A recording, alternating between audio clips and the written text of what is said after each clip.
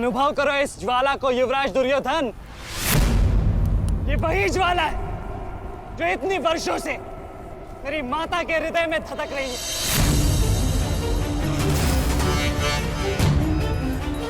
छोटा था मैं बहुत, पर मेरा रोम रोम जल उठता था ये सुनकर कि मेरी माता के साथ क्या हुआ। सोचो मेरे माता पिता और मेरे काकाओं पर क्या बीती होगी जब उन्होंने वह दृश्य देखा। मेरे माता पर क्या बीती होगी जब सहस्त्रों आंखें उनके वस्त्रहीन होते शरीर पर पड़ रही थी। आज मैं आपको उस अपमान का अनुभव कराऊंगा। आपकी पूरी सेना और महारथियों के समक्ष आपका वस्त्र हरण करूंगा और कोई कुछ नहीं कर पाएगा।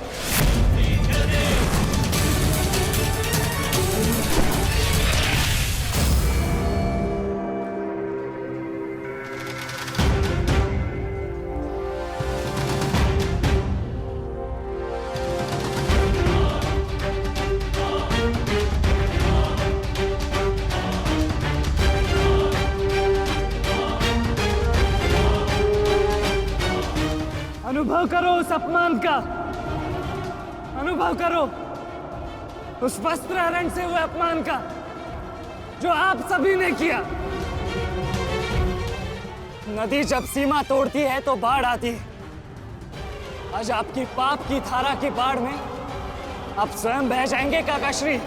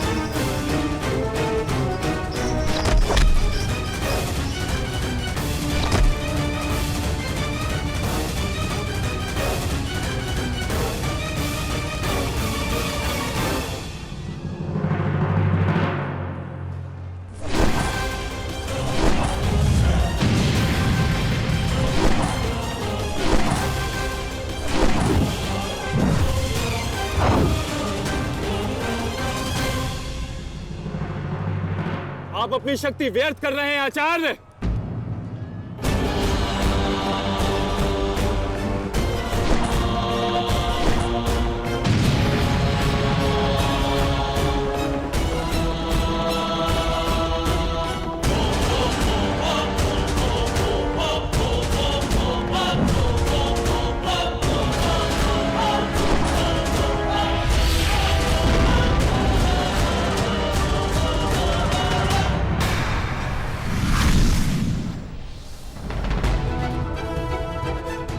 दुर्योधन को मेरी सहायता की आवश्यकता है। चलो सत्यसेन।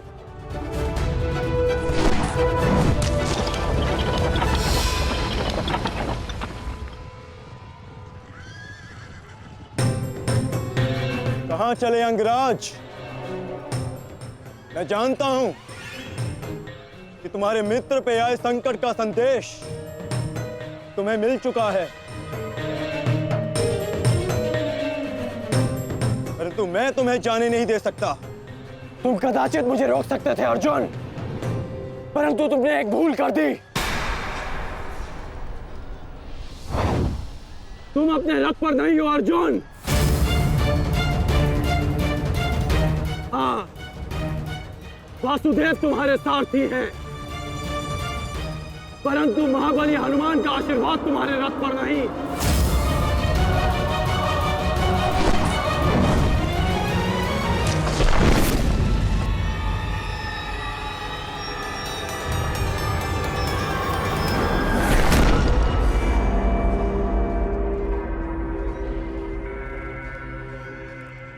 चलो। मैं अभी भी पराजित नहीं हुआ हूं कर्ण। तुम इस प्रकार द्रोण छोड़कर नहीं जा सकते।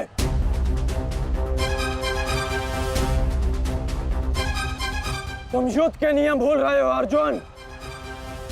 युद्ध का नियम है कि महारथी ही महारथी के साथ द्वंद्व कर सकता है, और तुम रथ विहीन हो, इसलिए मैं तुम्हारे साथ द्वंद्व नहीं कर सकता। पहले अपने रथ का पहिया सुधारो, फिर आकर मुझे युद्ध का आह्वान देना, क्योंकि परशुराम शिष्य कर्ण नियम तोड़कर युद्ध नहीं करेगा।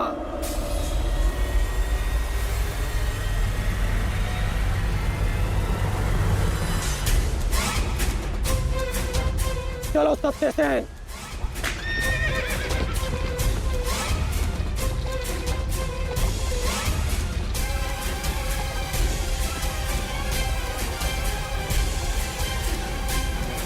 अब समझे पार्थ कि मैं कर्ण की प्रशंसा क्यों करता हूं।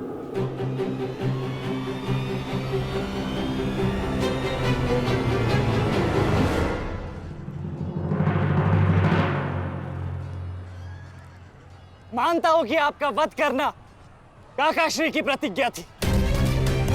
उनकी प्रतिज्ञा को भंग करने का दंड मैं सह लूंगा,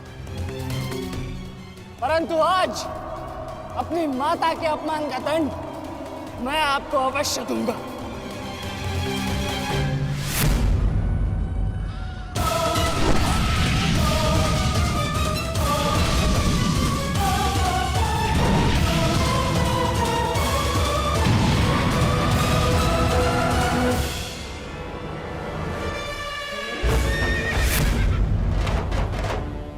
किसी की प्रतिज्ञा टूटे, पर मेरी प्रतिज्ञा नहीं टूटेगी अभिमन्यु। और मेरी प्रतिज्ञा है कि जब तक मैं जीवित रहूंगा, मेरे मित्र के प्राण नहीं जाएंगे।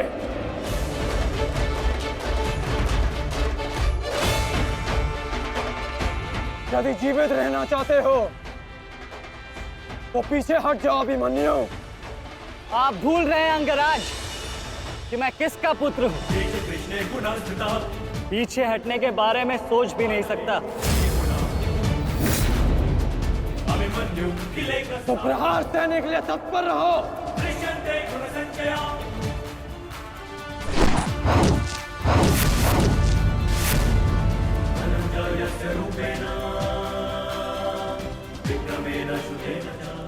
ये मेरे लिए पर्याप्त नहीं अंगराज।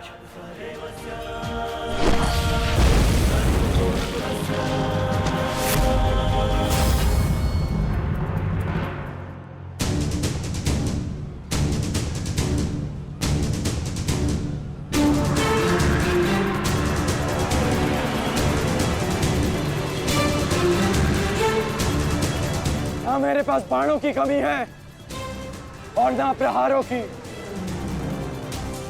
ये अंतिम अवसर है अभिमन्यु, लौट जाओ।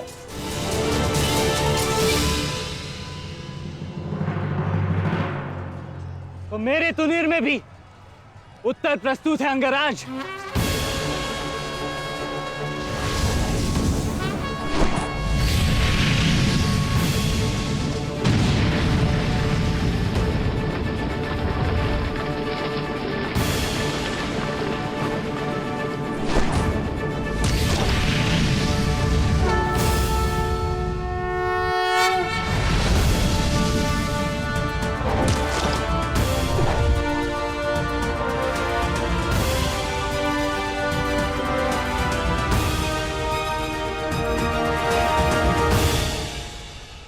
मैं तुम्हारा सामर्थ्य स्वीकारता हूं। तुम्हें कुशल योद्धा हो अभिमन्यु, किंतु कुशल होने के साथ साथ बुद्धिमान होना भी आवश्यक है। लौट जाओ। यदि कल युद्ध करना चाहते हो तो आज जीवित रहना सीखना होगा। लौट जाओ अभिमन्यु।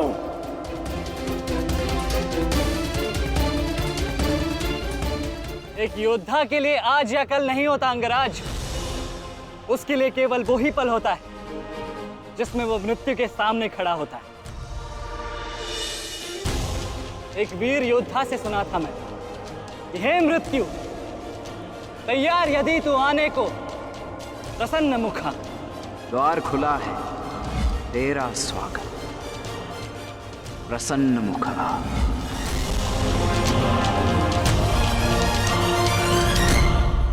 मुझे रोकने का अब केवल एक ही अस्त्र है आपके पास। यह आपको मेरा वध करना होगा। तो लीजिए अंगराज, अपने पुत्र के मृत्यु का प्रतिशोध लीजिए। आपके समक्ष आज वो योद्धा खड़ा है जिसके पिता ने आपके पुत्र का वध किया था। प्रतिकार कीजिए अंगराज, रुके क्यों है? क्योंकि जो पीड़ा मैंने सही, मैं नहीं चाहता कि वो पीड़ा मेरा शत्रु भी सहे। कृष्ण ने अपना विकल्प स्वयं चुना था। वो रणभूमि छोड़कर जा सकता था, परंतु उसने मृत्यु चुनी। गर्व है मुझे तुम जैसे युवा योद्धाओं पर, जो अपना कर्तव्य पूर्ण करने के लिए सदैव तत्पर रहते हैं। मैं जानता हूं कि तुम पीछे नहीं हटने वाले अभिमन्यु, परंतु मुझे भी अपना कर्तव्य पूर्ण करना है।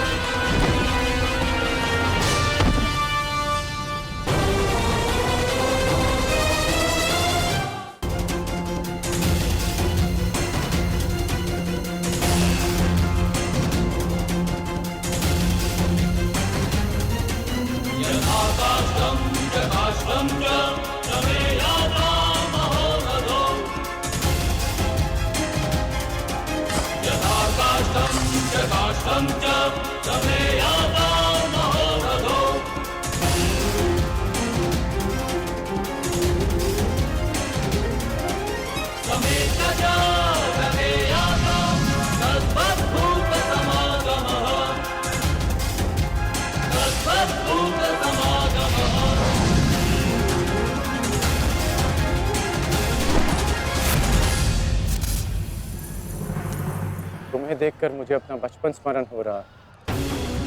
अभी तुम्हारा जीवन आरंभ हुआ है वत्स। इसे इस प्रकार व्यर्थ मत करो। मैं आशा करता हूं कि अगली बार जब हम दोनों मिले तो दो शत्रुओं के भांति नहीं, तो वीरों के भांति एक दूसरे के गले में। अभी तुम्हारा जीवन शेष है। जाओ वत्स।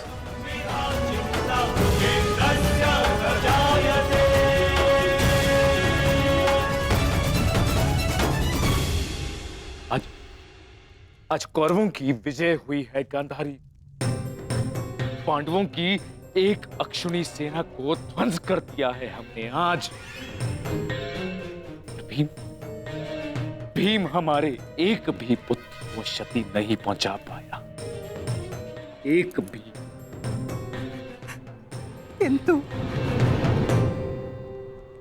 किंतु दुर्योधन का क्या महाराज?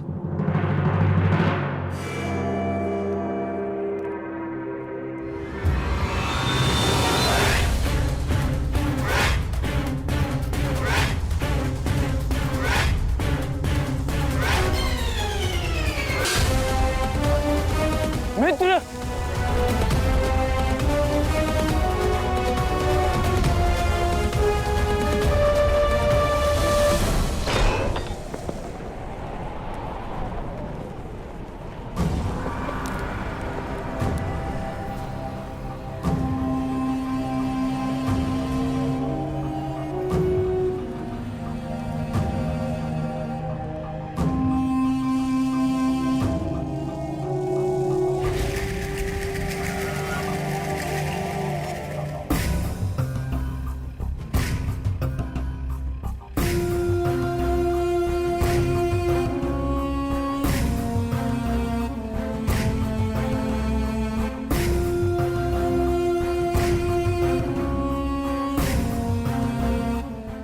आज मैं आपको उस अपमान का अनुभव कराऊंगा। आपकी पूरी सेना और महारथियों के समक्ष आपका वस्त्रहरण करूंगा।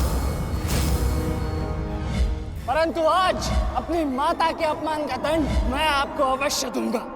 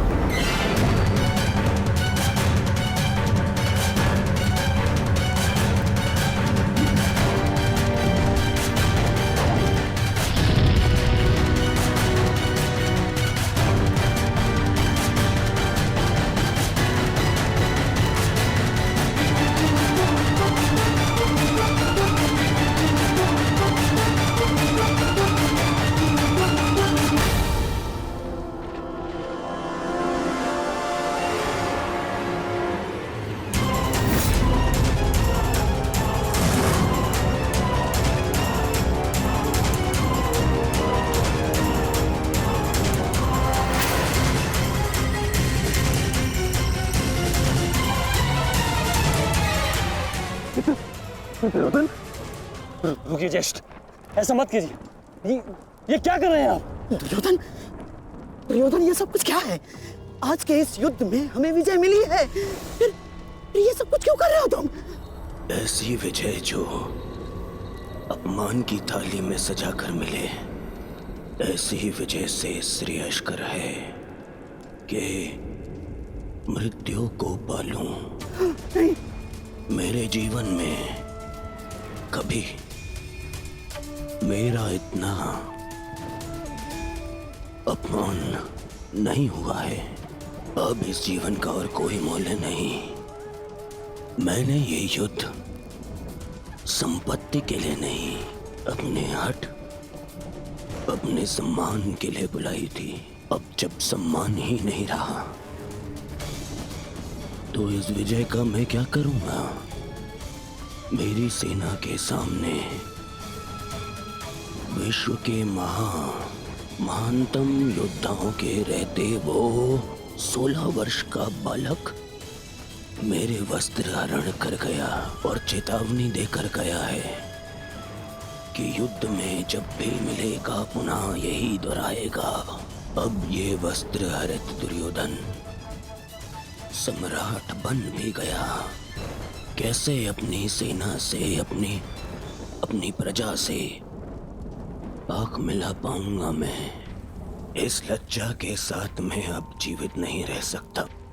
नहीं दुर्योधन, देखो अपने क्रोध पर काबू पाओ। देखो विजय हमारे निकट है दुर्योधन, मानो मेरी बात। छोड़िए मुझे मामाश्री, छोड़िए मुझे, अन्यथा इस अग्नि में मैं अपने आप से पहले आपकी आहुति दे दूंगा। छोड़िए मुझे। नहीं। छोड़िए, छोड़िए मुझे।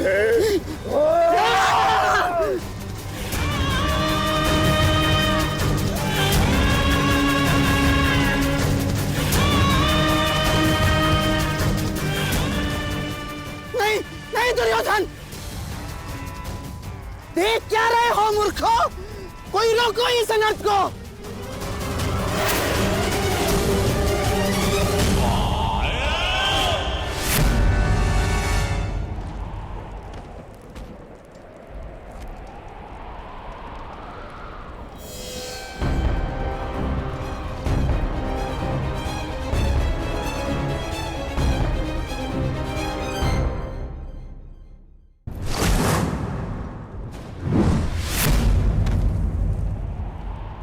ठहर जाओ मित्र। नहीं, अब नहीं।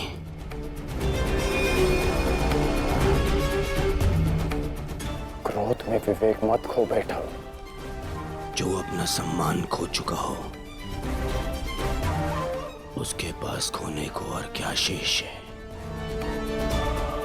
ले लेने देते उस अभिमन्यु को मेरे प्राण, वीर गति तो मिलती।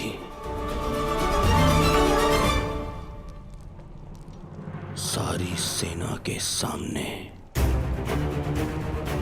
मेरा वस्त्र हरण कर गया वो बालक जिन पांडवों का सर कटा हुआ देखना चाहता था, उन्हीं का बालक मेरा सिर झुका गया। संसार के सारे योद्धा देखते रह गए और वो बालक मुझे अपने बाणों के चक्र में फंसा गया। मैं ये अपमान सहन नहीं कर सकता। क्या करूंगा जीवित रह गए जब संसार के सामने शीश उठाकर चल भी नहीं सकता मैं। इसीलिए अब मैं अग्नि स्नान करूंगा।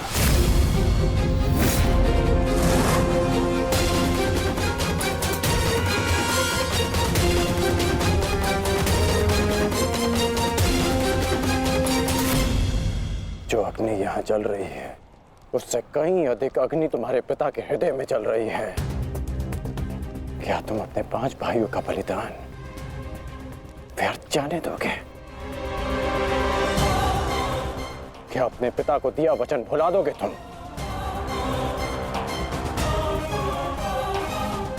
अपने चारों ओर देखो मित्र, क्या ये सब व्यर्थी अपने प्राणों के साथ खेल रहे हैं? जो वीर गति को प्राप्त हुए हैं, क्या उनका बलिदान व्यर्थ जाने दोगे तुम?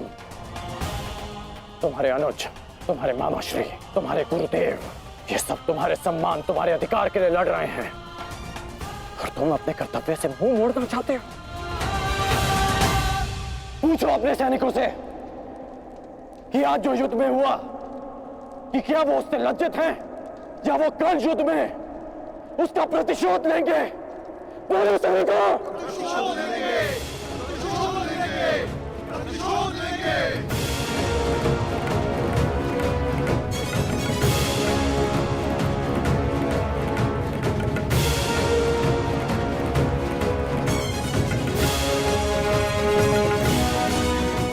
इन सैनिकों का सम्मान मेरे मन में लगी अग्नि को बुझा नहीं सकता मित्र। मैं तुम्हारे लिए सदैव प्रस्तुत हूं मित्र। आदेश दो मुझे, आदेश दो कि क्या चाहिए तुम्हें। तुम्हारी पीड़ा को शांत करने की औषधि क्या है मित्र?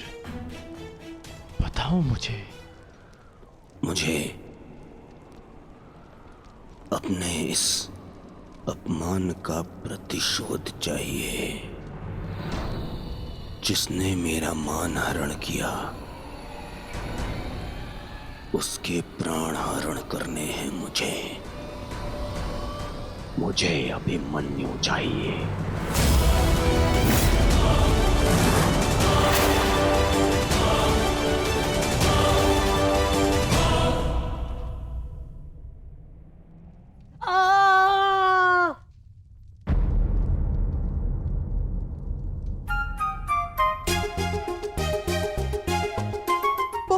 पीड़ा हो रही है ना इन्हें?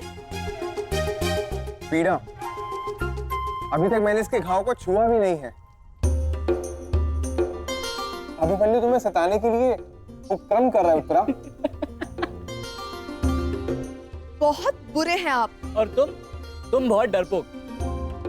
एक योद्धा की पत्नी के मन में इतना भय शोभा नहीं देता उत्तरा। ये घाव हमारे लिए आभूषण होता है।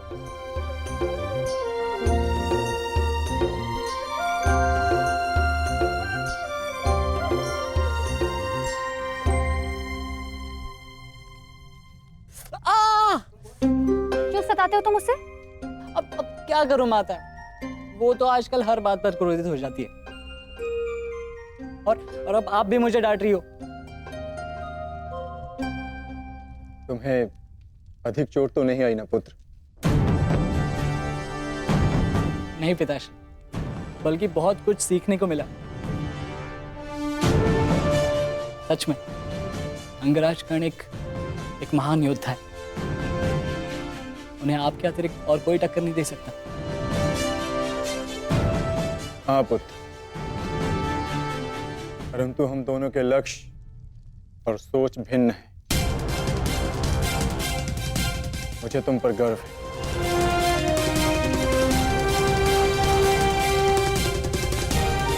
गर्व तो होना ही चाहिए।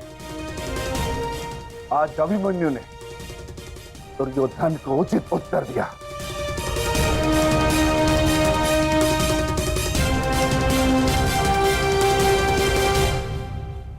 सत्य अभिमन्यु,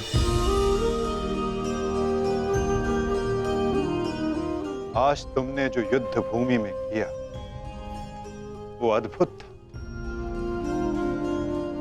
और मुझे विश्वास है कि कल का दिन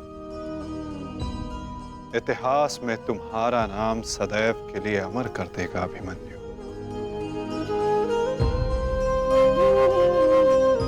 इतिहास से पूर्व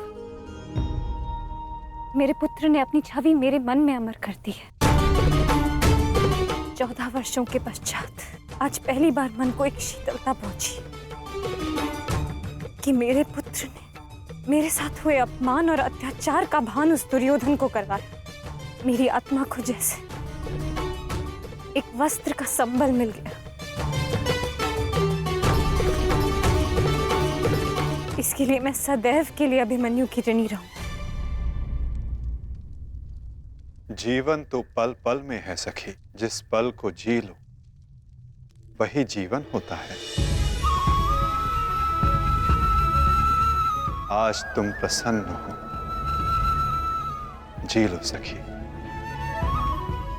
आज का दिन जी लो। कल का दिन तो अभिमन्यु के जीवन का अंतिम दिन होना चाहिए, और स्मरण रहे, सरल मृत्यु नहीं देनी है उसे। मृत्यु आने की पीड़ा का आभास कराना है, और जब तक वो भूमि पर रेंगता हुआ दया की भीख ना मांगे, मृत्यु नहीं आनी चाहिए उसे। वो मृत्यु मांगेगा और मैं हर पल उसे मृत्यु और जीवन के बीच में झुलाऊंगा मैं उसे। असंभव युवराज, जब तक युद्ध भूमि में पांडव उपस्थित हैं तब तक अभिमन्यु तक पहुंचना असंभव होगा। वैसे भी उन्हें ज्ञात होगा कि आज आपके साथ जो हुआ उसका प्रतिशोध आप अवश्य लेंगे। इसी कारण अभिमन्यु तक पहुंचना इतना सरल नहीं होगा।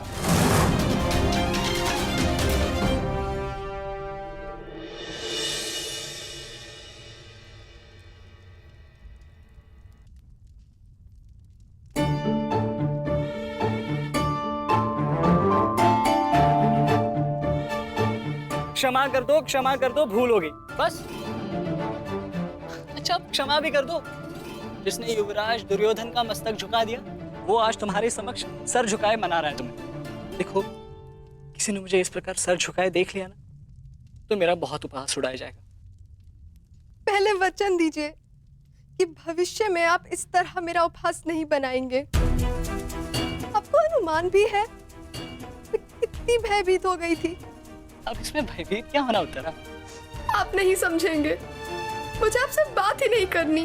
तो ठीक है, मत बात करना, परंतु कल यदि लौटा नहीं ना तो पछताना नहीं कि दोबारा ऐसे मत बोलना आर्य।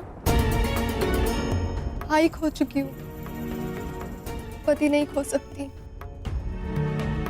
क्षत्रिय हूँ, अपने अधिकार लेना जानती हूँ। आपको लौटना होगा, क्योंकि इस बार केवल मैं नहीं, आपकी होने वाली संतान भी आपकी प्रतीक्षा करेगी।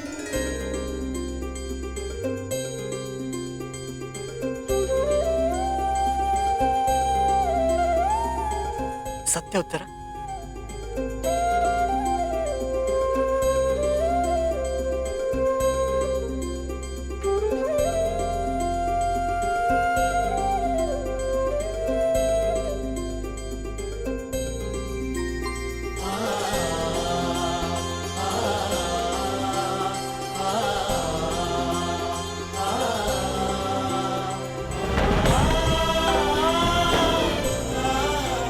मैं तुम्हें वचन देता हूं उत्तरा, तुम और हमारी संतान सदा मुझ पर गर्वित रहेंगे। जानती हूँ आपकी संतान बहुत भाग्यशाली है, उसे अपने पिता की शौर्य गाथा सुनने को मिलेगी। गाथाएं विजय के साथ होती है उत्तर, और विजय अभी शेष है। युद्ध शेष रहे या न रहे, उस अभिमन्यु के प्राण शेष नहीं रहने चाहिए आचार्य। आप सेनापति तीरगत के वीर नरेश शर्मा, मध्य नरेश शैल्य, अश्वत्थाम महाराज, इतने वीरों के होते हुए भी क्या एक बालक को बंदी बनाया नहीं जा सकता? तुम्हारे प्रतिशोध के लिए केवल कुशल योद्धाओं की नहीं, बल्कि एक उत्तम योजना की आवश्यकता है मेरे होने वाले सम्राट। हमारी सफलता एक उत्तम योजना में छिपी है।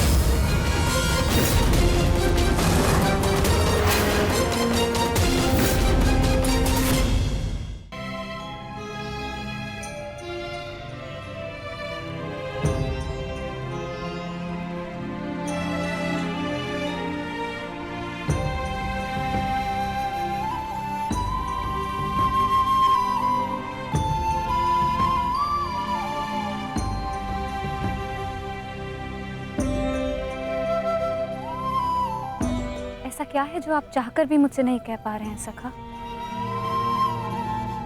ये रात का अंधकार भी आपके मुख पर आए हुए भाव मुझसे नहीं छुपा सकता। रात्रि के बाद दिन आता है सखी, उसी प्रकार जीवन के पश्चात मृत्यु आती है। सुख के बाद दुख आता है, और यही सृष्टि का नियम है। हमें अपने जीवन में सबके लिए तत्पर रहना चाहिए सखी।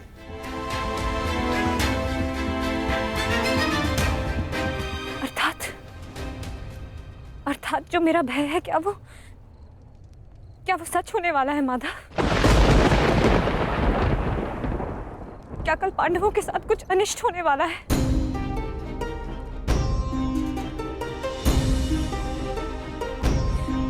आप तो सब जानते हैं ना सखा।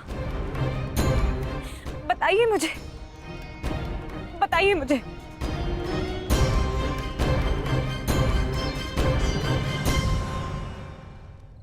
कभी कभी भविष्य का ज्ञान होना भी दुख का कारण बन सकता है सखी।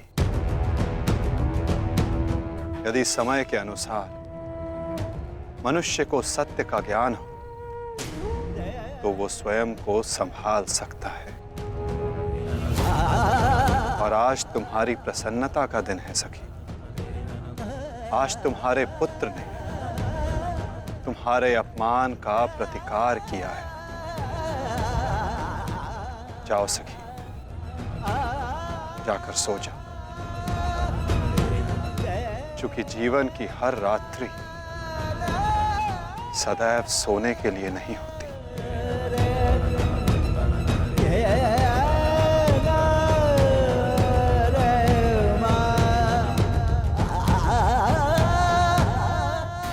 तब तक सो नहीं पाऊंगा जब तक मेरा प्रतिशोध पूर्ण न हो जाए आचार्य।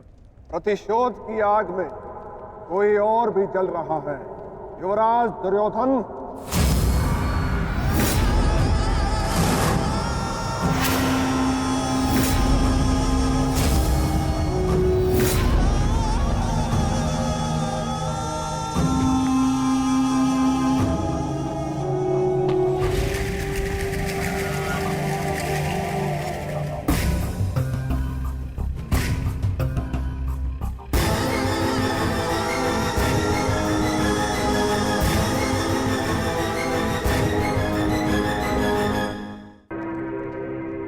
माता श्री सिंधु नरेश जयद्रथ। भूल को क्षमा किया जा सकता है, अपराध को नहीं। इस अपमान के पश्चात में जीत बचा तो ऐसा भयंकर प्रतिशोध होगा कि तुम पांचों की आत्मा कांप उठेगी। प्रतिशोध लूंगा। कल तुम्हारे साथ साथ मेरा प्रतिशोध भी पूर्ण होगा और मैं सम्मान सहित तुम्हारी बहन दुशला को अपना मुख दिखा सकूंगा।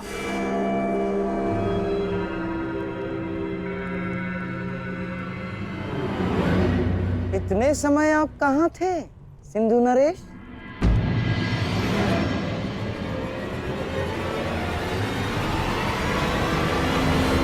अपने अपमान के प्रतिशोध का प्रबंध कर रहा था।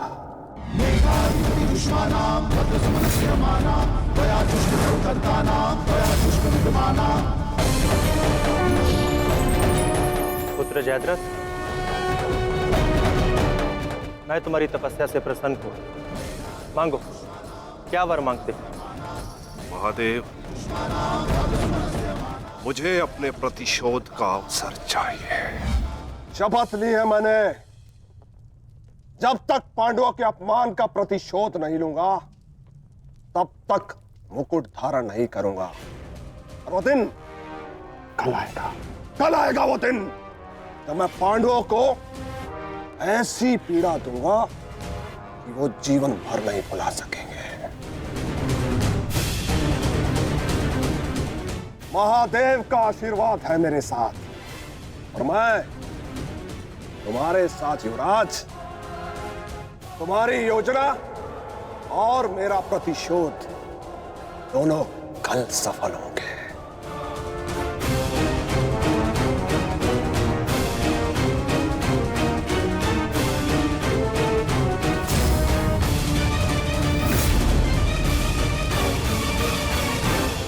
हर हर महादेव, हर हर महादेव।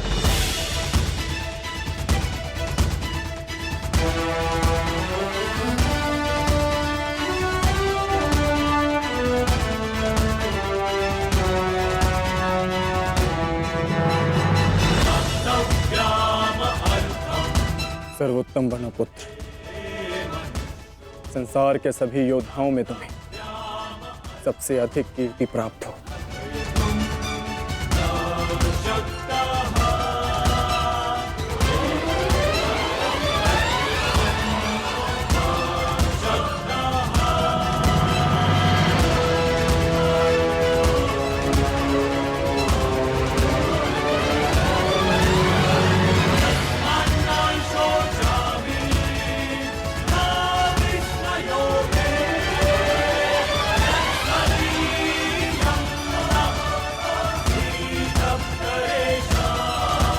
आशीर्वाद दीजिए मामाश्री कि मैं विजय श्री प्राप्त कर लूं।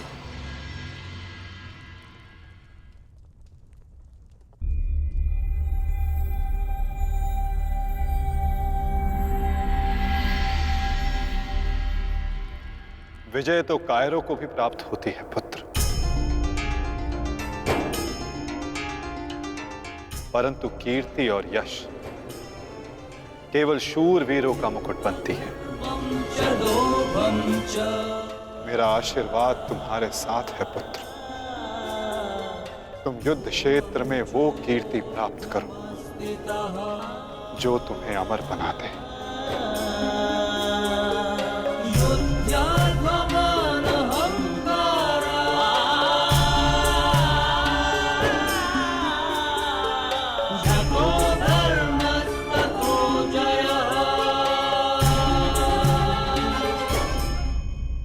मामाश्री कि मैं विजय श्री प्राप्त कर लौटूं।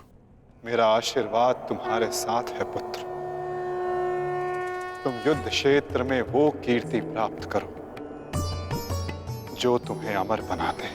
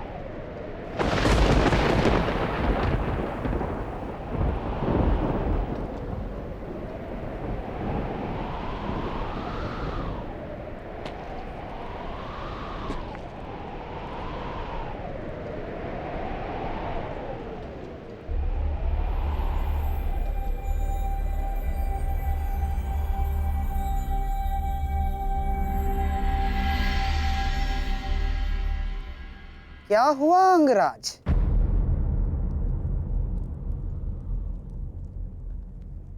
सूर्यदेव से आप ये प्रार्थना तो नहीं कर रहे हैं कि वो उदित ही ना हो? अर्जुन को दिया वचन आपको पूर्ण करना होगा अंगराज। सूर्यास्त का बहाना बनाकर कहीं आज भी शत्रु को जीवित छोड़ देने का मन तो नहीं बना लिया आपने?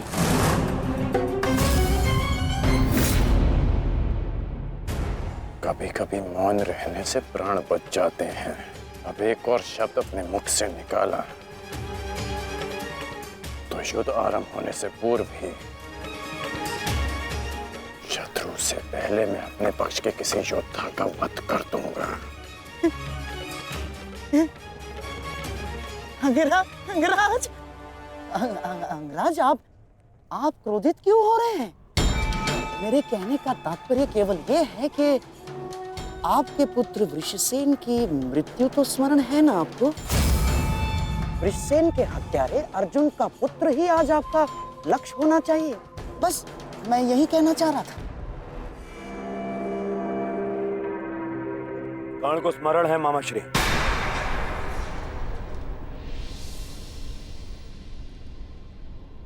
और मुझे भी।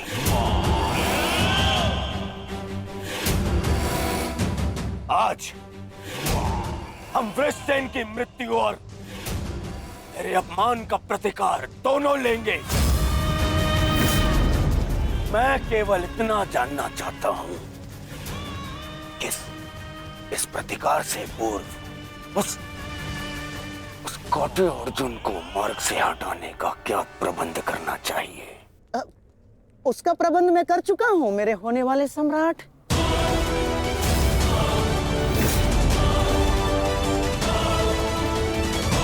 महाराज, त्रिगत नरेश सुशर्मा अवसर का लाभ उठाने के लिए एक विशाल सेना के साथ विराट पर आक्रमण करने जा रहे हैं। विराट नगर को सहायता की आवश्यकता है। शीघ्र कुछ कीजिए। मुझे शीघ्र ही विराट प्रस्थान करना होगा। किंतु महाराज, इतने कम समय में आपका विराट पहुंचना असंभव है। केवल वासुदेव में ही वो क्षमता है जो वायु गति से रथ चलाकर अर्जुन के साथ वहां पहुंचे। हमें आपकी सेना की आवश्यकता है और अर्जुन अकेला ही उन सब के लिए पर्याप्त है। किंतु अर्जुन की अधिक आवश्यकता यह रणभूमि में है। परंतु महाराज, आप वहां बहुत से परिवार, स्त्री और बालक संकट में। एक समय था जब विराट राज ने हमें अज्ञातवास में शरण दी थी। आज वो समय आ गया है कि हम उसका ऋण चुका सकें।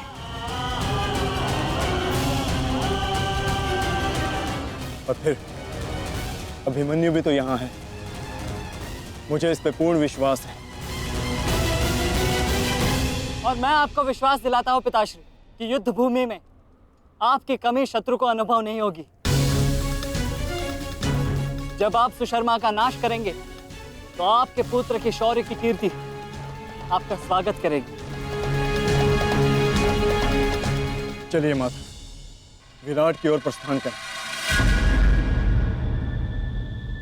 जैसी रथी की इच्छा और जैसी महारथी की आकांक्षा।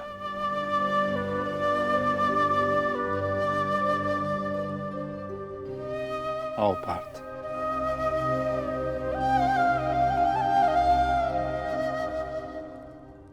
बधाई हो मेरे होने वाले सम्राट। अर्जुन रणभूमि छोड़कर विराट के लिए प्रस्थान कर चुका है।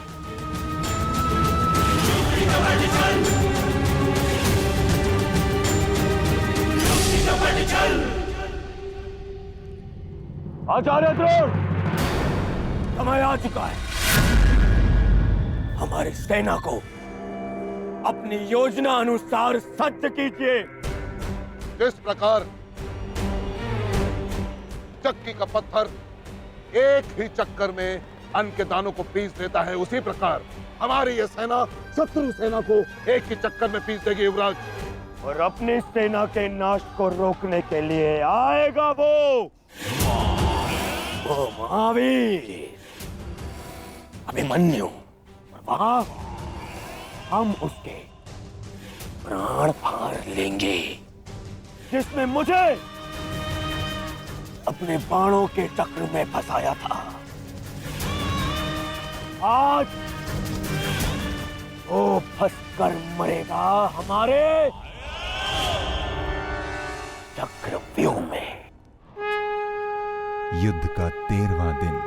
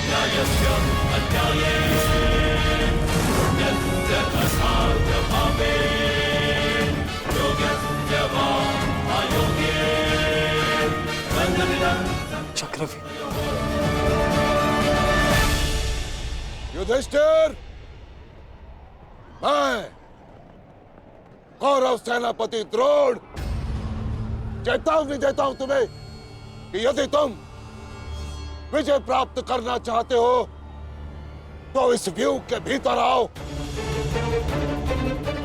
और यदि तुम इस व्यूह को तोड़ने में सक्षम रहे तो हम अपनी पराजय स्वीकार कर लेंगे,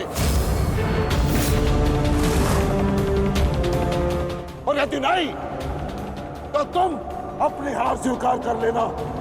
सुना तुमने?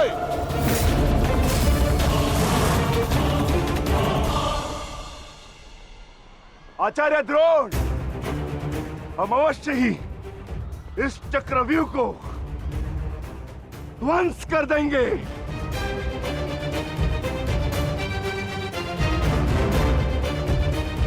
यह संभव है। चक्रव्यूह युद्ध का सबसे कठिन और सबसे विनाशकारी व्यूह है। इसका हल केवल अर्जुन के पास है। यह आचार्य द्रोण की योजना थी, इसीलिए अर्जुन को युद्ध भूमि से दूर किया गया।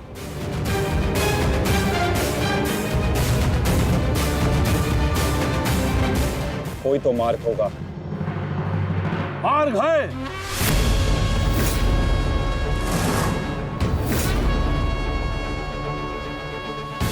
मैंने भी उसी आचार्य भारद्वाज से चक्रव्यूह भेदन सीखा है। जिस आचार्य भारद्वाज से उस द्रोण ने चक्रव्यूह की रचना सीखी।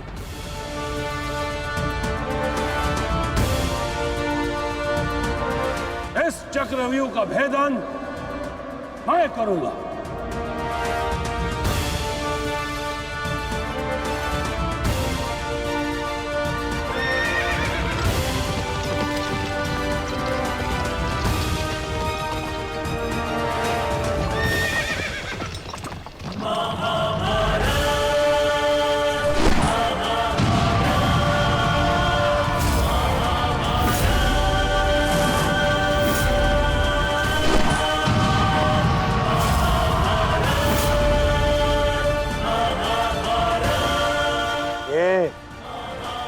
क्या है आचार्य? पांचाल नरेश द्रुपद तो इस व्यूह को तिनके की तरह तोड़ते हुए आगे बढ़ रहे हैं। भूल गया मेघराज कि मैंने और इसी द्रुपद ने मेरे पिताश्री के आश्रम में इस चक्रव्यूह का अभ्यास किया था। तो अपने मित्र को रोकने के लिए कोई अस्त्र, कोई शस्त्र है आपके पास? अब तो केवल एक ही अस्त्र है और एक ही शस्त्र दुर्योधन। जयद्रथ!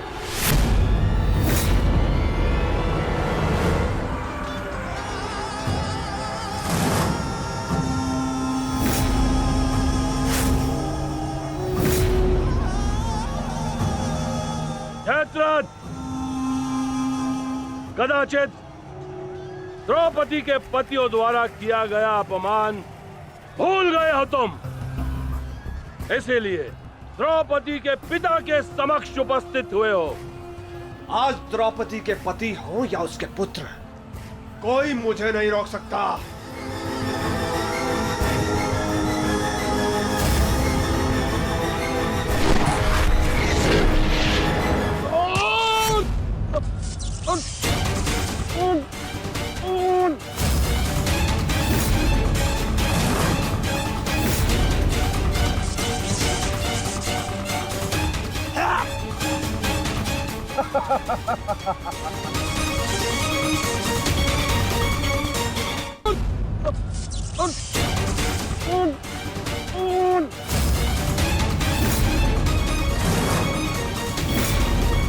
आगे बढ़ो पांडवों, अन्यथा अपनी सेना का विनाश देखो।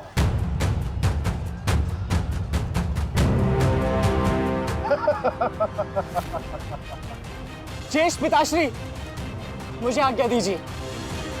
मुझे चक्रव्यूह के भीतर प्रवेश करने का मार्ग ज्ञात। मैंने पिताश्री से सुना था कि ये मैं कर सकता हूं। नहीं अभिमन्यु, मैं तुम्हें इसकी अनुमति नहीं दे सकता। धर्मराज ठीक कह रहे हैं। आचार्य ने कुछ सोच समझकर ही इस व्यूह की रचना की है। अब इसे शक्ति का सम्मिलित प्रहार ही तोड़ सकता है। मैं और भीम मिलकर प्रहार करेंगे।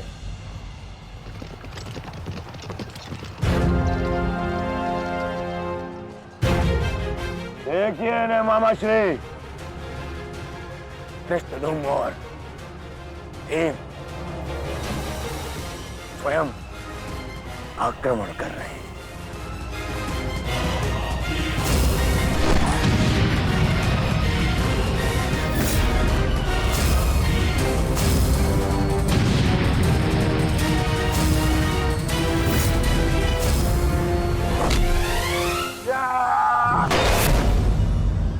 आज इनके हरेक प्रहार का उत्तर है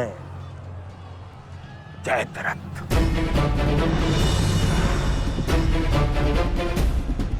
चक्रव्यूह में प्रवेश करने से पूर्व मुझसे नहीं मिलोगे मित्र? स्मरण है ना 5 चोटियां? आज उसी के प्रतिकार का दिन है। प्रभु, मैं चाहता हूं कि युद्ध भूमि में किसी एक दिन सभी पांडवों पर विजय पा सकूं। सब पांडवों पर विजयी होने का आशीष नहीं दे सकता जयद्रथ, क्योंकि अर्जुन को मैंने पशुपतास्त्र दिया। मेरा ही वरदान मेरी ही शक्ति को छीन नहीं कर सकता। इसलिए केवल अर्जुन को छोड़ जिस दिन तुम चाहोगे शेष संसार के समस्त योद्धाओं के समक्ष तुम अपराजय रहो। आगे बढ़ो भीम, आज मेरी गदा का स्वाद भी चक्कर देखो।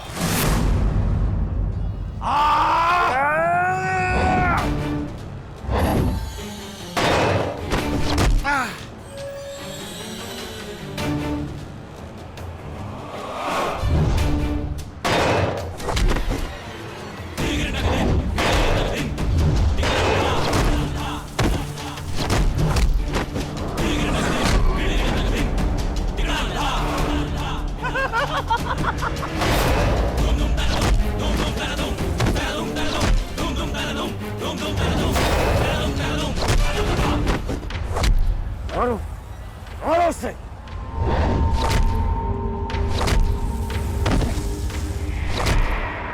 ताजश्री, आप ऐसा कैसे होने दे सकते हैं? ताजश्री भीम और मामा दृश्यद्युम्न में शक्ति है, परंतु चक्रव्यूह को शक्ति से नहीं युक्ति से तोड़ा जा सकता है। मुझे आज्ञा दीजिए। नहीं पुत्र, भविष्य के लिए वर्तमान को दांव पर लगाया जा सकता है, परंतु वर्तमान के भविष्य को खोया नहीं जा सकता।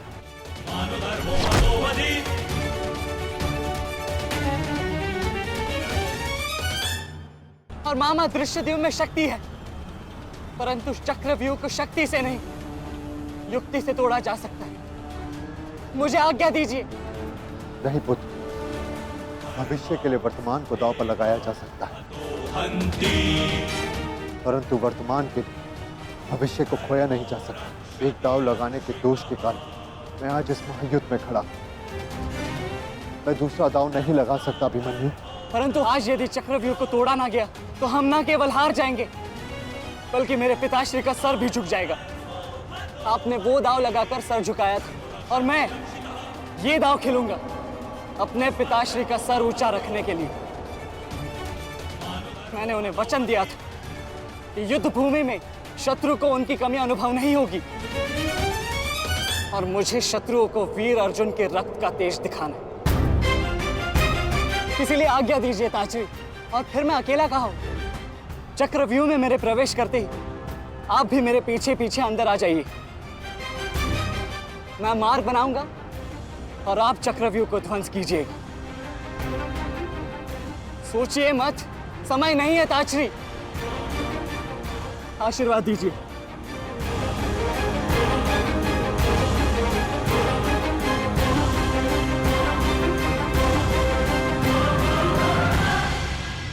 ठीक है पुत्र, किंतु सतर्क रहना। हम तुम्हारे पीछे ही रहेंगे। आगे बढ़ो।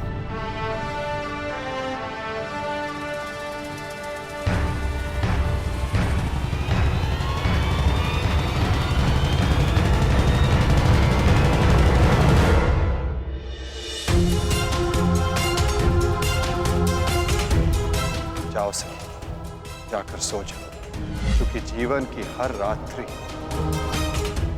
सदैव सोने के लिए नहीं होती।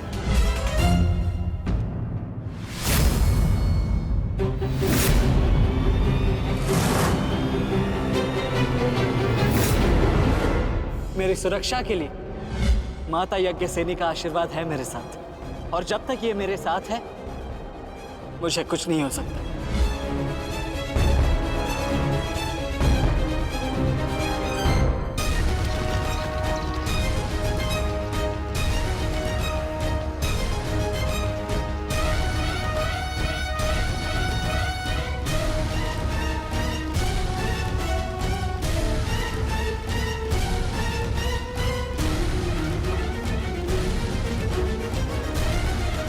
क्या हुआ माधव, आप रुक क्यों गए? चूंकि समय नहीं रुकता पार्थ, परंतु मानव को 2 पल रुकने का अधिकार है।